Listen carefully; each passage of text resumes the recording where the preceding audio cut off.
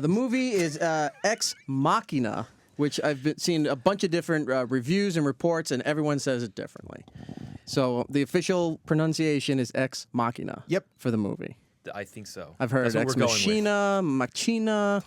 Machina. Machina was a new one. Ex Machina. Yeah, I like that. Yeah. So the movie is out everywhere. It's an interesting take on artificial intelligence there. It's sort of... It's got a cabin in the woods feel, if you've ever seen that kind of movie with suspense and thrill to it. It's got a bit of the heart of AI, the original AI movie. It's got a little bit of the Terminator kind of feel in there where things might be going wrong when you least expect it. I will say it threw me through a loop where most of the movie I'm wondering, even though you know exactly who the artificial intelligence is, you start to think, everybody in the movie based on things that you guys do. Like, wait, maybe he's not a human either. Maybe she's not a human. Like, you don't know what's going on until the very end, and you're like, oh my God, I didn't see that coming. This is a great movie. Cool. Yeah, I think you. that's part of the fun of this film is it's screws with your mind, right? Just like the characters are screwing with each other's minds, and the idea of what it is to be human, you know, and what is the difference between a machine consciousness and a human consciousness, and is it even special? Are there intrinsic rights to being self-aware? Right. The action, if you want to call it that, in the movie is not what the normal trends are, where it's that I don't want to say start-stop editing or stuff coming out of your peripheral view to scare you, whatever. Yeah. It's very slow. You see it coming, but it's when people say, you know, right before the car hit me, everything felt in slow motion, and then the car kind of hit you. All those moments where every time there was something really dangerous going on, it just seemed like everything slowed down so you could experience yourself like this was happening to you in the movie.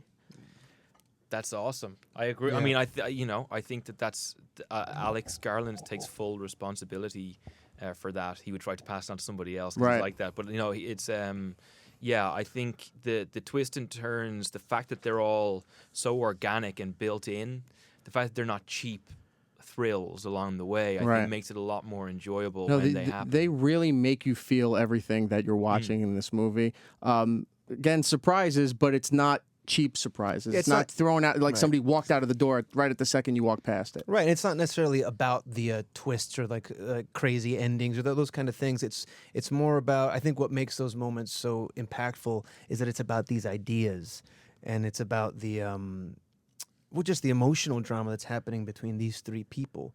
You know, where they're all playing different roles for each other, and then they end up you know, either being surprised by what someone else did, or you realize, that's not, I thought this person was saying this, but that's not at all what they meant. There are also some elements, too, of some old, like, Stanley Kubrick techniques where it's messing with your mind, but then you start realizing, well, they're not really messing with your mind. You're doing it to yourself based on what you're seeing and what you think is going to happen, and you're not delivering that, but it makes people think certain things, and you go, I'm making this movie worse for myself, and I'm getting more terrified watching it than what they're actually doing. It leaves room for you to interpret mess with yourself, right? Like, he's very, very clever that way. He'll leave you for a moment to digest what's happening, and then all of a sudden you're thinking, why am I leaving time? Why do I have a moment to think about? Oh no. And then you're on to the next thing in your head, you know. He kind of drip feeds information in the best possible way. And he provokes you, I think, with some of these ideas. Yeah. Right. It provokes a response. You know, even the idea of what gender, you know, is making a robot, if you could, and if you made it into the shape of a girl and gave her, you know, even something that's close to sexual organs, would that be? And then you kept her captive. Is that a misogynistic thing that's happening? Right. Is it right to refer to the machine as her, as she?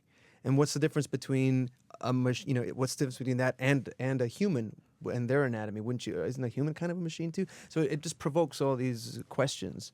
There's some scenes, without giving away any major plot points or things to the story, but there's some scenes that they threw in there, not just to mess with your mind, but I think just because it just seems so ridiculous on paper that they're going to put it in. One of them is the dance scene with your character, Nathan, and the disco non sequitur. Yeah, where what seems to be something that seems to be erotic and awkward all of a sudden turns into Boogie Nights.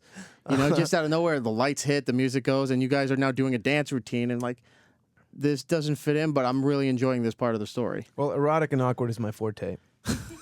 And so to be able he lives in that place. That's where I live as an artist and a human, really. And to be able to fully express that in a disco dancing sequence was pretty exciting. Yeah, I mean, that's what Alex does. That it's also part of rhythm. He's great at rhythm, and he's great at suddenly being like, you know what, right now everybody needs a slap in the face, and I will slap them with disco hips. Yeah. The location is great. Walking through a series of corridors where there's all these doors where you don't know which key is going to open what door and what you're allowed to see and what you don't, adds another layer of mystery and intrigue to it, because now you want to see what's behind every damn door that you're not allowed to go into. There's a scene where you keep going back to a painting and staring at the painting, and it just seems that you keep interpreting it differently each time you went back to that painting, to the point where nobody really knows what that painting is about. Mm-hmm. It's just like somebody threw a bunch of stuff on the wall, and you're all seeing totally different things. Yeah, I mean, it's the Jackson Pollock that's up there. It's very interesting because it represents human expression. It represents a certain level of consciousness, but it also represents the idea of the unconscious, when someone's operating from a place that they're not even aware of. Right. And that his whole point, Nathan, the character that I play, was to build a machine that can operate from a place that's in between unconscious thought and calculated thought.